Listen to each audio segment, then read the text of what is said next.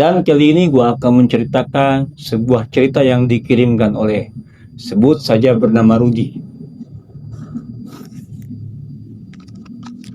Rudi dan 3 temannya mengalami teror ketika dia camping di sebuah gunung yang ada di Jawa Barat. Dan teror itu membekas di benak Rudi dan teman-temannya hingga sekarang. Lalu seperti apa ceritanya?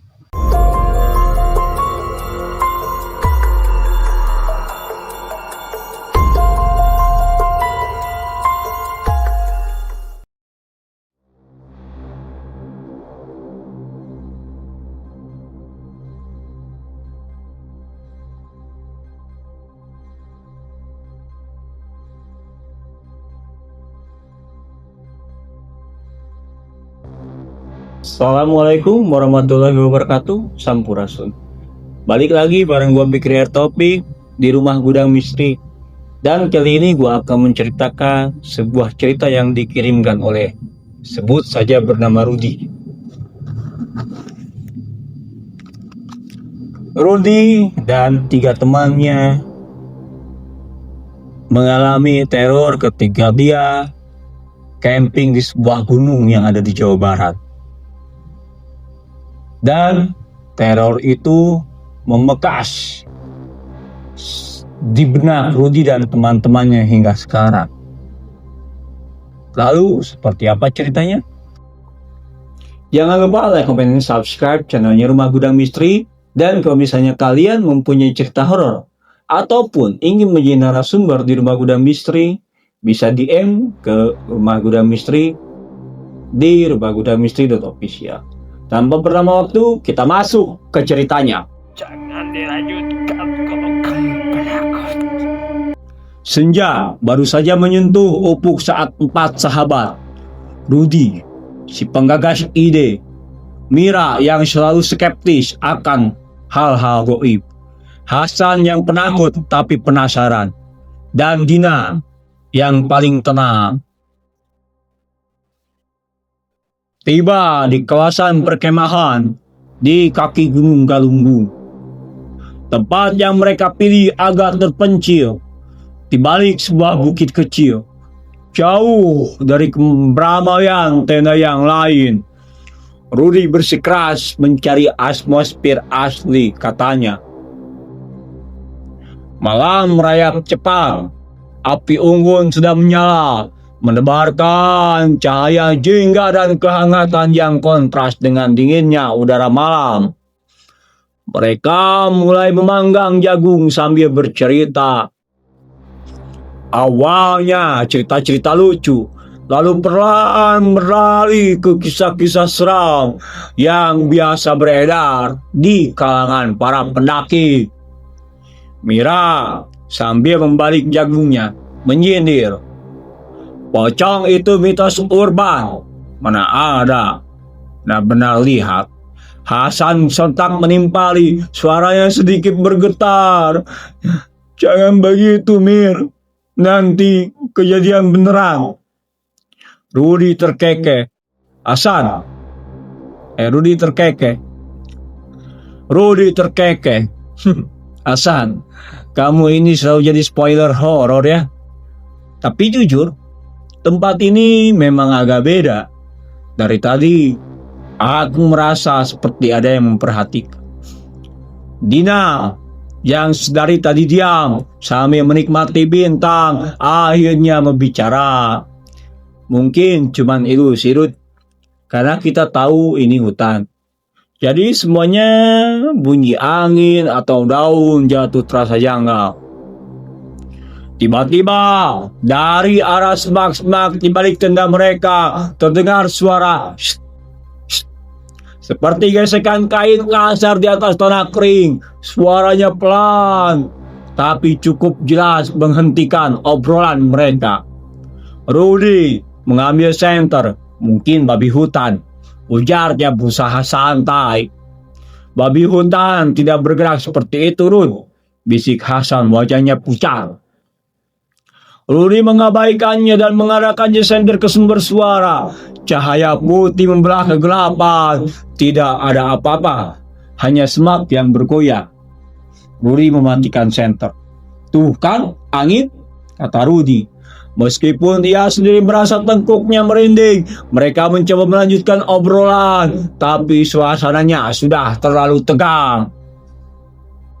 Beberapa menit kemudian, suara itu kembali. Kali ini lebih dekat, terdengar dari antara pepohonan yang besar, sisi kanan tenda.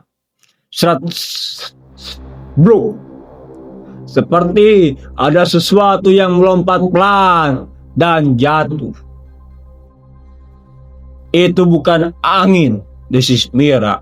Nadanya skeptis hilang, diganti ketakutan. Senter mana? Tanya Dina. Mereka semua mencari senter masing-masing.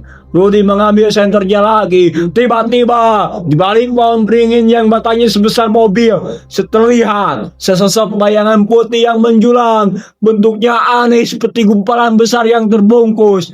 Rudy membeku. Ia menyerotkan senter ke bayangan itu dengan tangan gemetar. Seketika cahaya senter menampakkan apa yang membuat napas mereka tercekat. Itu adalah pocong. Kain kapannya terlihat lusuh, kotor, dan bernoda darah serta tanah. Ikatan tali di atas kepalanya dan kakinya tampak kencang. Wajahnya, jika itu bisa disebut wajah, hanya berupa cekungan gelap di balik lilitan kain yang kendor di bagian mata. Seolah menatap kosong ke arah mereka, pocong itu tidak bergerak, hanya berdiri di sana di tengah kegelapan yang pekat. Hasan menjerit keras. Mira sudah menutup mulutnya, air mata mengalir di pipinya. Dina refleks meraih tangan Rudy. Jangan lari, bisik Rudy, entah kepada dirinya sendiri atau teman-temannya. Ia pernah mendengar jika bertemu pocong jangan bergerak tergesa-gesa.